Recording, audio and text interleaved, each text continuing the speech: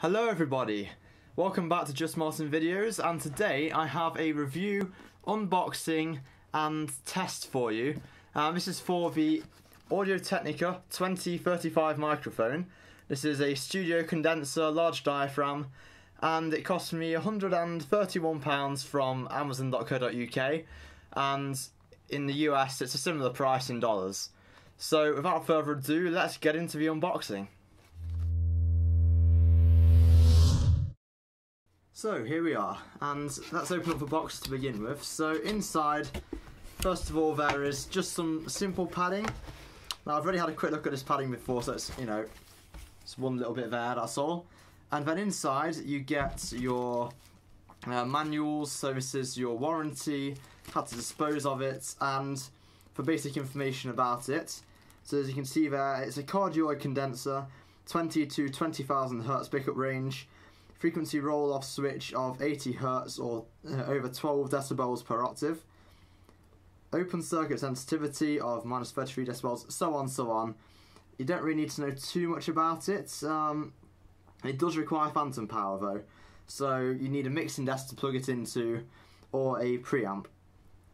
Right, so that's that out of the way. Next up, you get a carrying case. Now this case, at a rough guess, will currently have the shock mount inside of it, which it does. Excuse me a second. So you get your shock mount, which is fairly basic. I think it should hopefully do a good job. I'm not sure how the microphone sits in there, maybe it just literally falls straight into place.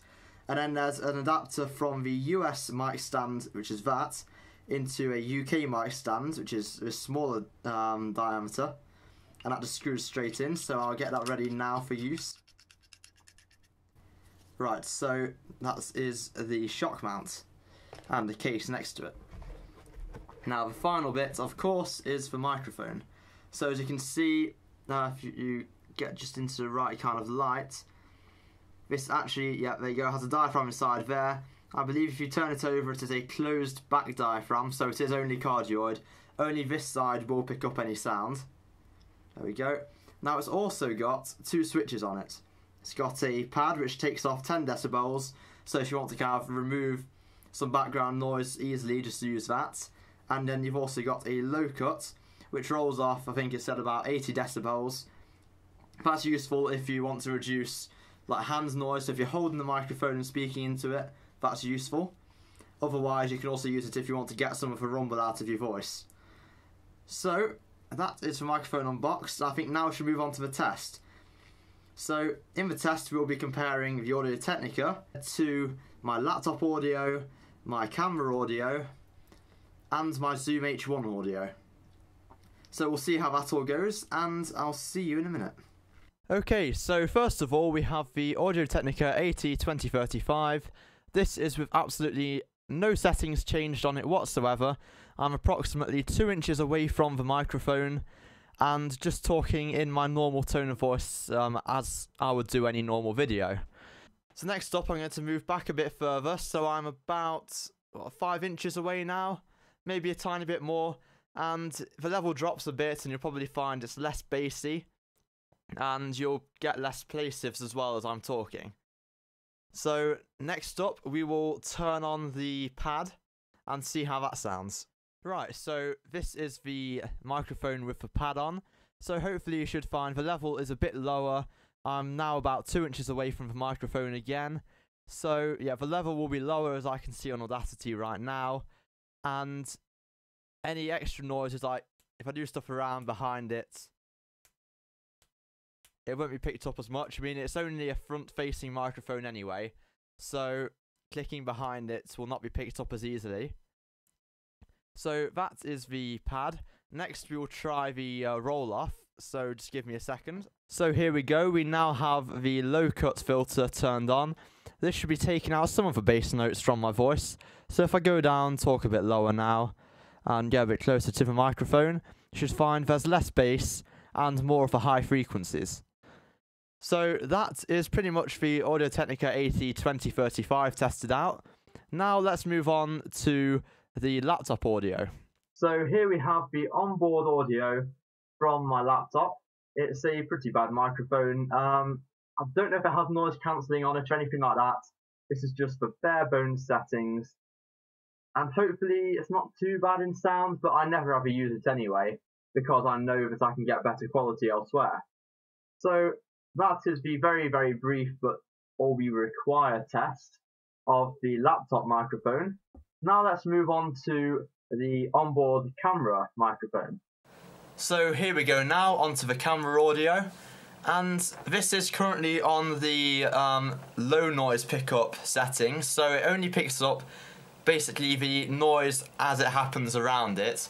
It doesn't boost it, it doesn't try to auto level it, this is just the plain audio. I would do a test with the auto leveling, but I don't like using it anyway, so for now this is all you'll get from the camera. I don't think it's too bad myself. You know, there's better microphones like Audio-Technica and the H1, but as far as camera microphones go, this isn't too bad. Right, so let's move on to the Zoom H1. So now we are on to the Zoom H1. As you can see, this does actually currently have a foam filter on it. That's mainly because if not, it will take every single little breath I make and you'll be able to hear it in the recording. So I've just got this on just to make it a bit better sounding. It's not too bad. Now, as you can hear, it's in stereo, so if I move to this side, you can hear me probably in your right ear, and if I move to this side, you can hear me in your left ear, which isn't ideal, so that's why I upgraded to the AT2035. And you probably also heard just now you can hear noise from outside. So again, it picks up all noise around it, which is not ideal for, you know, if you're using a keyboard a lot or if you have a window open. So next I'll turn on the low cut on it. Here we go then. So this is the low cut, and it's not too bad, but it's not that great either. So it does help to get out any rumble. If I was to knock the microphone stand, it wouldn't rumble as much. But equally, it's an overall good sound. It just does take out some of the bass, which is often what you want in a recording. So it can be useful. You know, it has the same uses as the one on the 2035. It's just, this is a digital one. The other one is a circuit-based low cut. So it works slightly differently.